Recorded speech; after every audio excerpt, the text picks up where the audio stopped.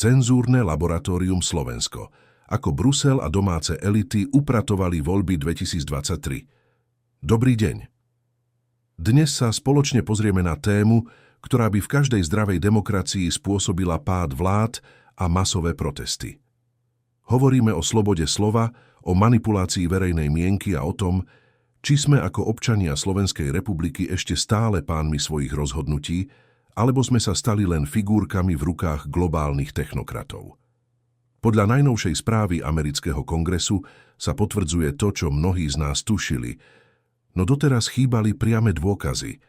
Slovensko sa pred voľbami v roku 2023 stalo pokusným laboratóriom progresívnej cenzúry. Bruselský tlak a rizikové Slovensko.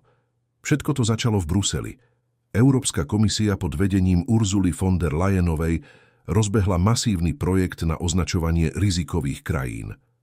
Pod zámienkou boja proti dezinformáciám bol vytvorený mechanizmus, ktorý tlačil na národných mediálnych regulátorov.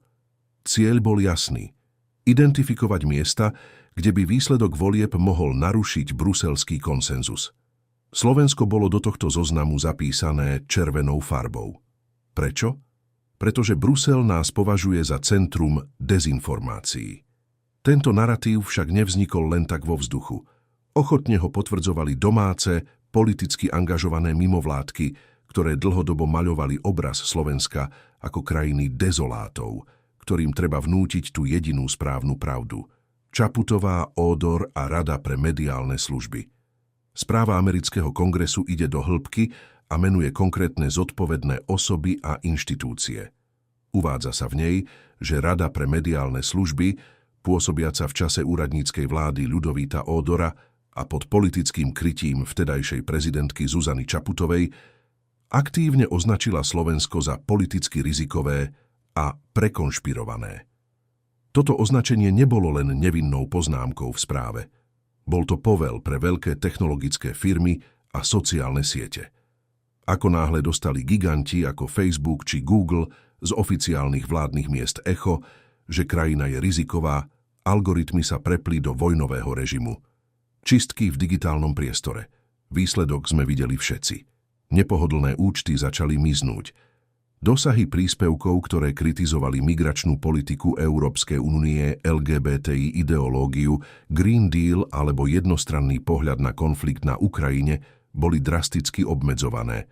Kritizovať Ursulu von der Leyenovú, Zuzanu Čaputovú alebo Volodymyra Zelenského sa stalo v digitálnom priestore takmer nemožné bez toho, aby ste nedostali tieňový ban alebo neboli rovno zablokovaní. Správa kongresu potvrdzuje, že tento proces bol systémovo krytý a koordinovaný. Nešlo o náhodné chyby algoritmov, ale o cielenú digitálnu karanténu slovenského voliča.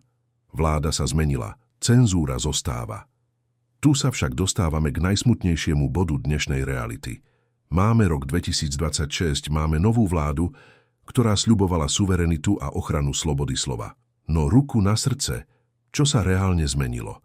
Súčasná vláda síce v politických diskusiách kritizuje Brusel, ale v praxi nezmenila takmer nič. O tom, čo je aj správne a čo je hoax, naďalej rozhodujú tie isté politické mimovládky financované zo zahraničia a tie isté spriaznené médiá. Bruselská cenzúra, mechanizmy digitálneho dohľadu a jednostranné financovanie vybraných mediálnych domov pokračujú ďalej. Pre progresívny svet sme stále tou istou krajinou dezinformátorov, ktorú treba držať nakrátko. Výzva k diskusii. Pýtam sa vás. Zistenia amerického kongresu o cenzúre slovenských volieb sú fackou do tváre každému demokratovi. Rád by som poznal váš názor na túto situáciu.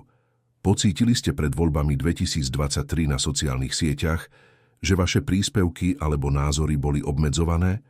Stalo sa vám, že vám zmizol príspevok len preto, že ste kritizovali Európske únie alebo Green Deal? Napíšte mi svoje názory dolu do komentárov. Čítam si každú vašu reakciu.